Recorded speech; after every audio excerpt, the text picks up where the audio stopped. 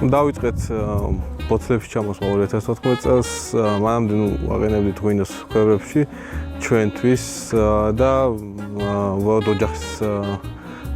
ოჯახისთვის ვაყენებდით ღვინოს. ვენახის და ვაზის მოვლა ბავშვობიდან შეგვაყვარეს პრობლემა და აქედან გამომდინარე ეს საქმე რასაც ვაკეთებთ, ალბათ სიყვარულით ვაკეთებთ და სიამოვნებს კიდეს.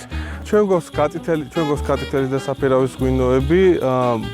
კატიტელი ძირითადად ხა კატიტელის ვენახში ვიყოფებით, ხასიათდება სხეულით უფრო წარაფებში და უროებში გვაქვს ვენახები ასევე და როგორც წარაფების და უროების ღვინოების ჩვევია, ღვინო არის უფრო ხასიათიანი, ძლიერი, ტანინიანი.